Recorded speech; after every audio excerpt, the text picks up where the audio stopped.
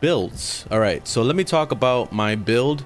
Basically, the concept behind this was to basically make a hybrid. So I wanted to be able to have the best of both worlds. Whatever the hell you want to do with your weapon, you can do it with this build. So I set it up so that you can be able to swap weapons to whatever weapon you want, depending on whatever card you want.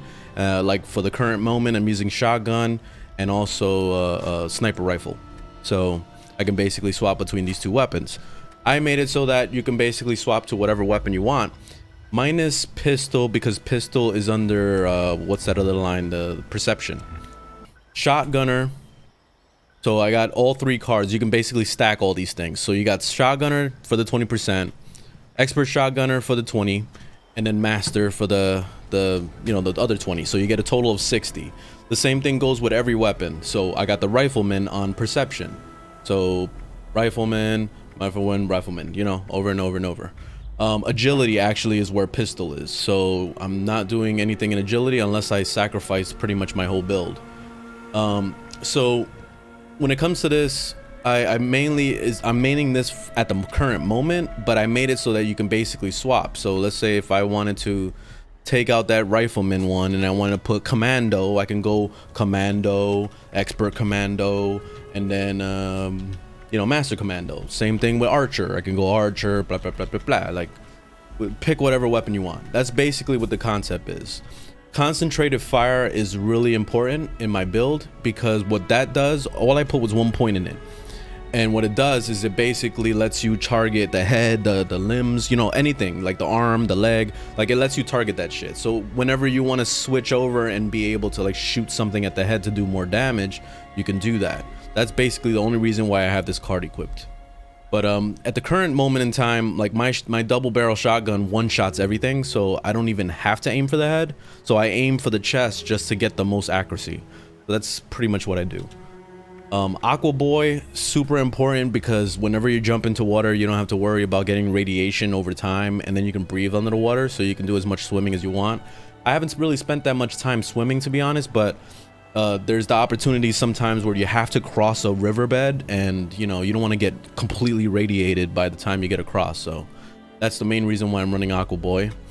For charisma, I went with Lone Wanderer as my main thing. So 3 points into that gives you really nice AP regen, and that's the main reason why I'm doing this. But it also gives you 20% less damage taken, so that's good overall, so that you don't get your ass like one-shotted, even though you still get one-shotted a lot of times, but still, at least this helps a lot.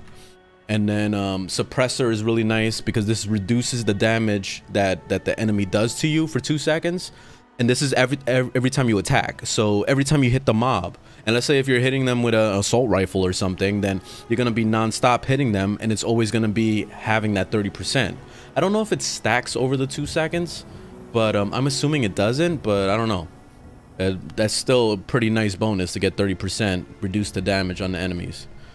Tenderizer is pretty nice. It's a buff to 5% more damage for 5 seconds. So I only put 1 point in it because I couldn't really afford to put more. But if you put more points, it barely goes up. It goes up by, I think, maximum like 7%. So it's really not worth doing. So that's why I just put 1 point in it.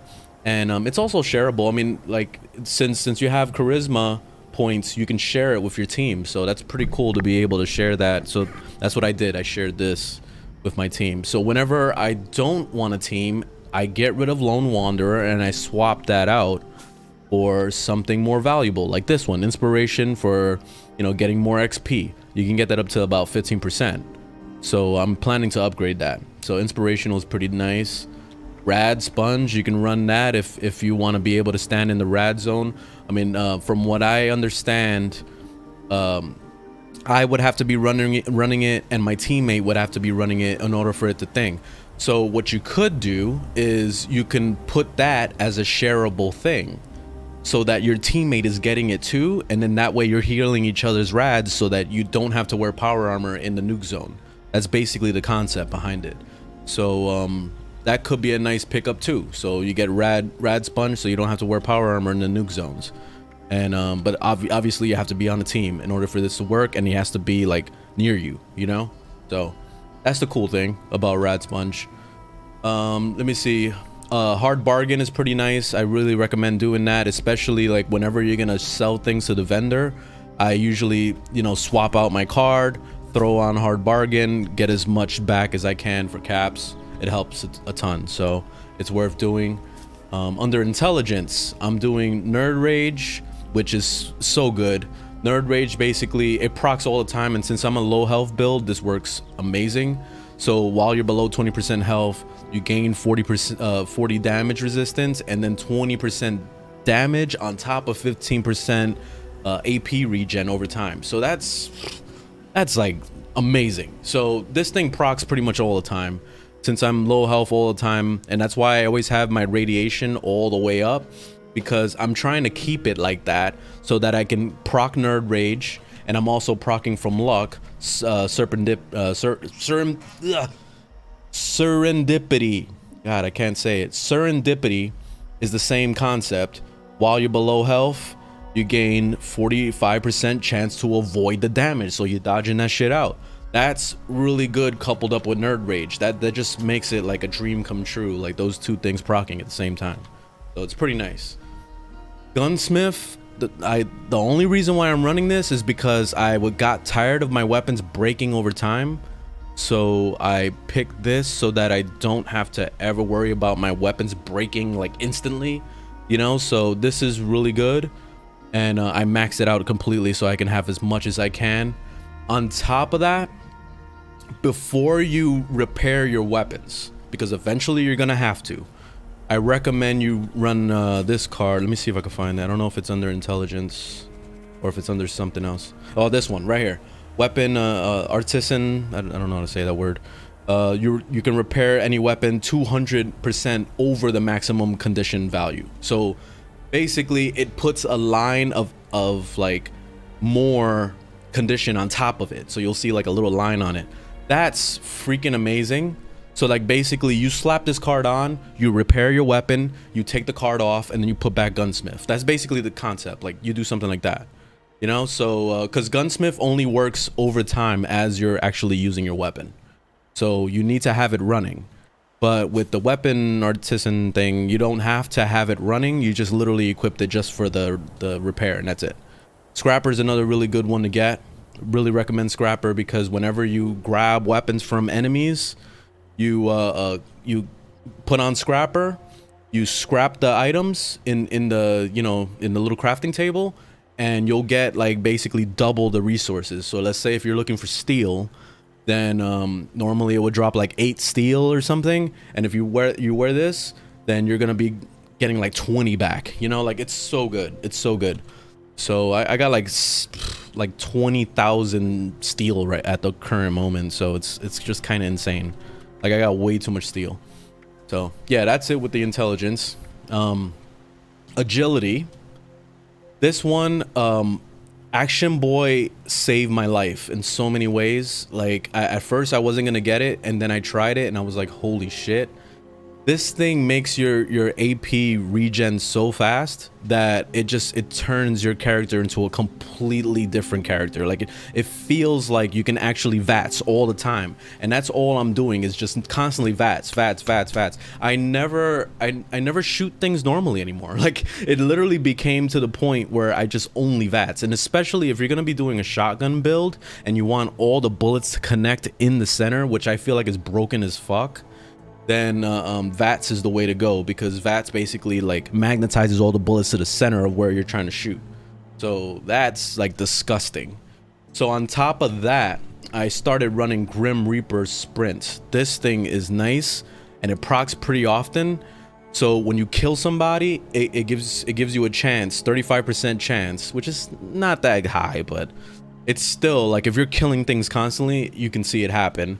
It restores all your AP points. So basically like you're spamming VATS, and then you'll see your thing pop up to full. Then you keep VATS. You know, like that's all I do all day. It's just VATS. I live by VATS. Here's another one that's really good.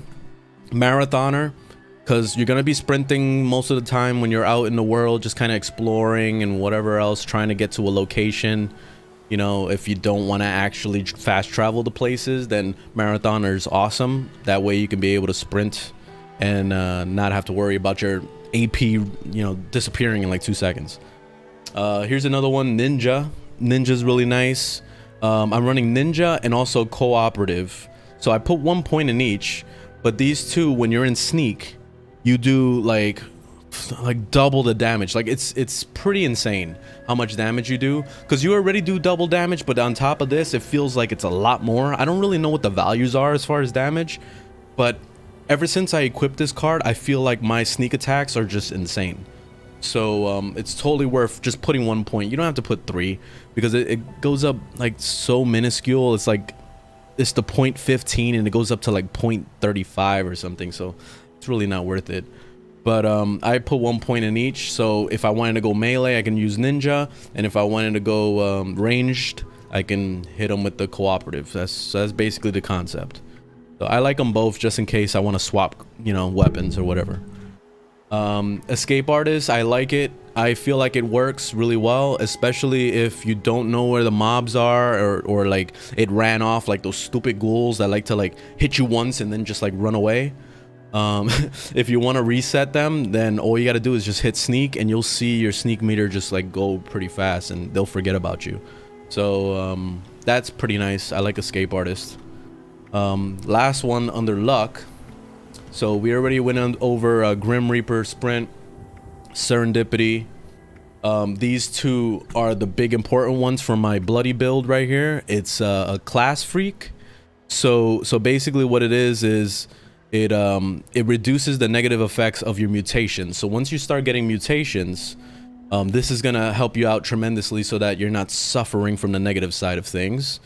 And then Scorched Genes is for when you want to keep your mutations. So basically you already got the mutations you wanted and you want to keep it. So that's the main thing. So having these two is like a must if you want to be a mutant. So yeah, that's pretty much my build right there. I've been having a blast with this shit. There's one more card I wanted to show you real quick. Actually a couple here. If you're planning to do, like, if you want your weapon to last even longer than normal, which I don't really care for anymore, but Luck of the Draw is pretty decent. What it does is it basically has a chance to proc to repair your weapon.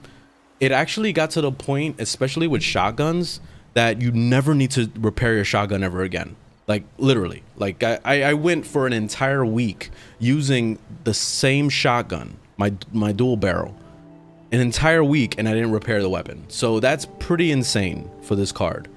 So if you want to go through that, then you can, but Luck of the Draw is just the chance of it happening is just so low. It feels like it's like 5% or something chance. Like it's very, very, very low. So I don't know. I don't feel like it's like super worth it, but if you want to play with it, then you can. Let me see. Super Duper is amazing. Definitely recommend you get Super Duper, especially if you're going to be crafting anything in the game, because it has a chance to give you double the results. It's only 30% chance, but when you're sitting there spamming, you know, E or you're spamming fucking X and you're just like crafting, this thing has a chance to proc, and I've seen it proc so many times. So especially like when you're making ammo, which that's another card I forgot. I think it's under agility. Where's it at? Yep, Ammo Smith. So this produces 80% more rounds when you're crafting. Slap on ammo Smith, and then also slap on that Super Duper, and you got yourself some crazy ammo, like ammo.com. So hell yeah.